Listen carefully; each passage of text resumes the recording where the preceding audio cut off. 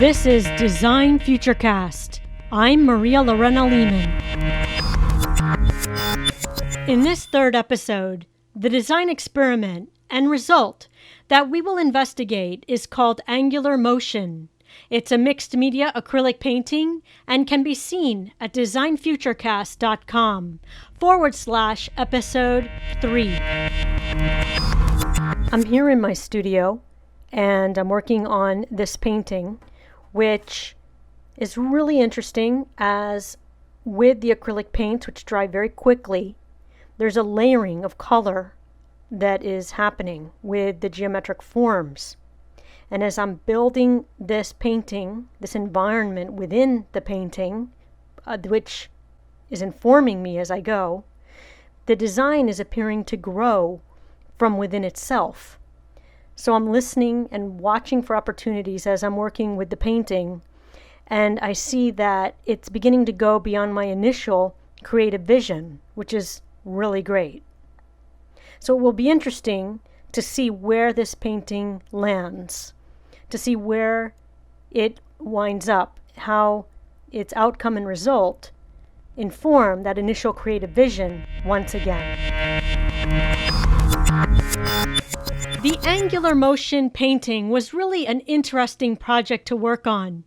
My initial design intention was to use loose and tight painting techniques simultaneously, where I could create a push and pull between the strokes, so that I could study precision combined with looseness.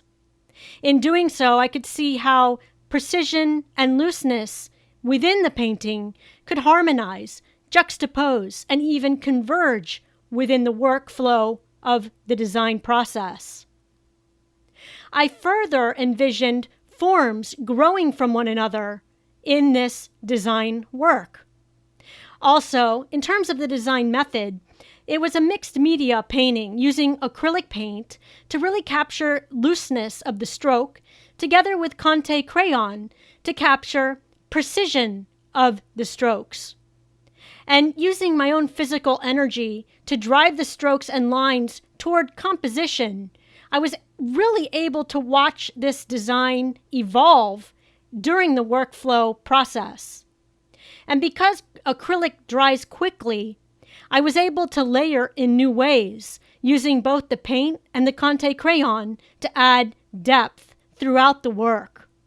Now, this led to certain design results. What was most unexpected from this design was the constant realization and surprise about how much it wanted to complete itself throughout the creation process.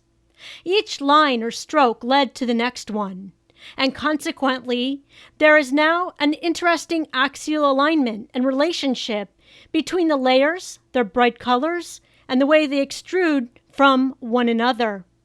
So this painting, during the design process, was constantly informing me to help me complete it, where I would stem from my initial vision and work toward what it wanted to become.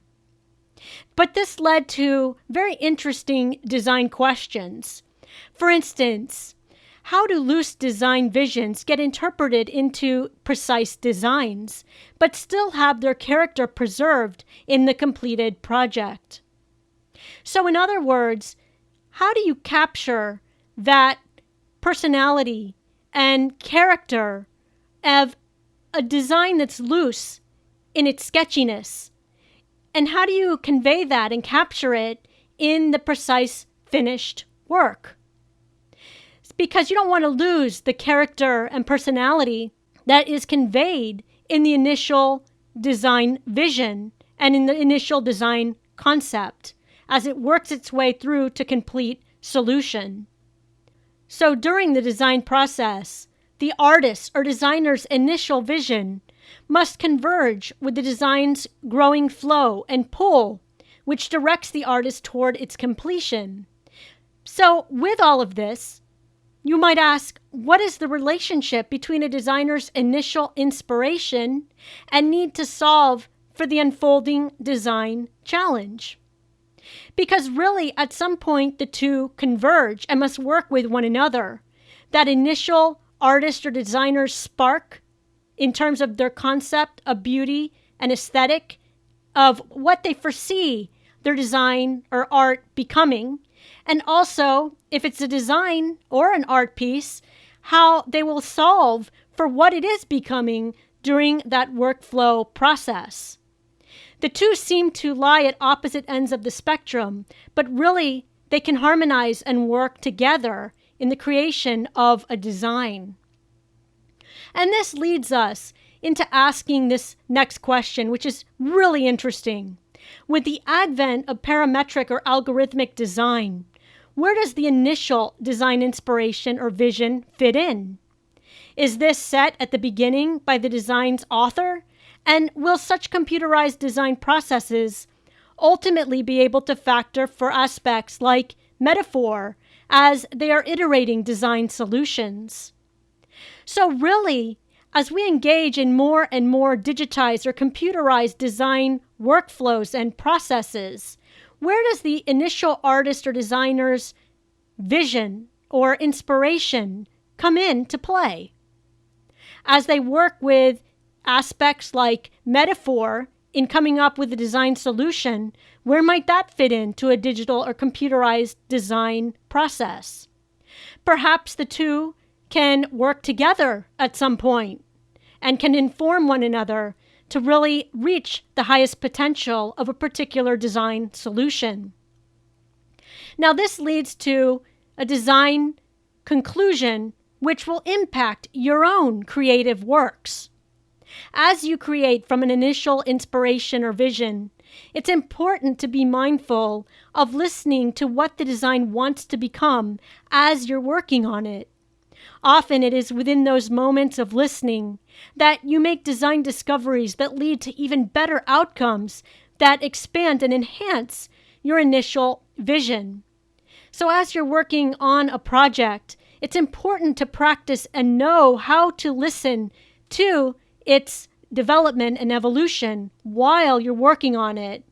By listening carefully and watching what it's becoming as you're working on it, you're able to spot opportunities that lead to design breakthroughs for that particular project.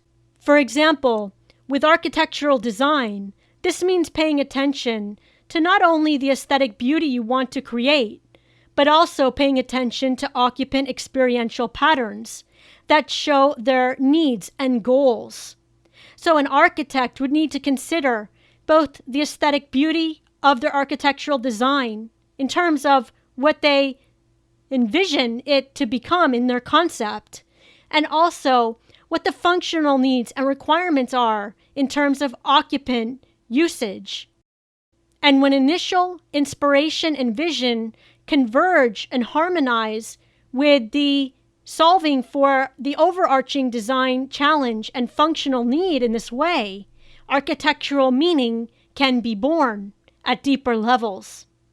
So for me, designing is both creation and formulation, where I both guide and listen to the design during its realization.